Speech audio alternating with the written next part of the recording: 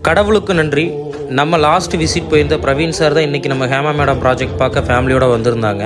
நம்மளோட பில்டிங் வேலையெல்லாம் நம்ம காமிச்சோம். அதே மாதிரி நம்ம வந்து பேஸ்மெண்ட் அமைக்கிறதுக்கு முன்னாடி எப்படி குழி எடுத்து கருங்கல் போடுவோம், பில்லர் பில்டிங்காக இருந்தால் கூட நம்ம கீழே கருங்கல் போட்டு தான் பண்ணுவோம்னு சொன்னால் அவங்க பார்த்துட்டு ஓகே சார் அப்படின்னாங்க. நம்ம கீழே எப்படி வந்து பீம் கொடுத்துருக்கோம், மேலே எப்படி பெல்ட் கொடுத்துருக்கோம்னு நான் சொன்னேன். இந்த மாதிரி கொடுத்தா பில்டிங்கோடைய ஸ்ட்ராங் எப்படி இருக்குங்கிறதையும் எக்ஸ்பிளைன் பண்ணேன். பார்த்துட்டு ஓகே சார் அப்படின்னாங்க. அதே மாதிரி நம்ம இந்த வால் பிளாஸ்டரிங் பண்ணுறதுக்கு முன்னாடி இந்த மாதிரி கட்டும்போது கோடு போட்டு கட்டினா பிளாஸ்டரிங் நல்லா வரும் சார், இந்த மாதிரி தான் பண்ணுவோம், டைமிங் பார்க்காம நம்ம பண்ணுவோம்னு சொன்னால் பரவாயில்ல சார் உங்கள் குவாலிட்டியாக பண்ணியிருக்கீங்க அப்படின்னு சொன்னார்.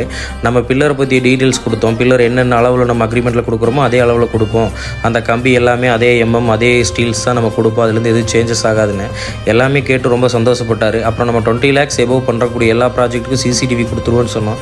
எல்லாத்தையும் கேட்டு அவங்க ஃபேமிலிக்கு ரொம்ப ஹாப்பி ஆயிடுச்சு. அதுக்கப்புறம் நம்ம ஓன் ஹவுஸ் பண்ணிகிட்டு இருக்கிற டிசைன்ஸ் பார்க்கணுன்னு சொன்னாங்க. நம்ம வீட்டை கூட்டிகிட்டு போய் அவங்களுக்கு காமிச்சோம். எல்லாமே பார்த்துட்டு ரொம்ப சந்தோஷப்பட்டு சார் எல்லாமே சூப்பராக பண்ணுறீங்க அப்படின்னு சொன்னார். கண்டிப்பாக நீங்கள் உடனடியாக நம்ம அடுத்த ப்ராசஸ் ஸ்டார்ட் பண்ணுங்கள் சார், நம்ம குவாலிட்டியான பில்டிங் நீங்கள் தான் கொடுக்கணும் அப்படின்னு சொல்லிட்டு அங்கேருந்து அவங்க கிளம்பிட்டாங்க. ரொம்ப சந்தோஷம்.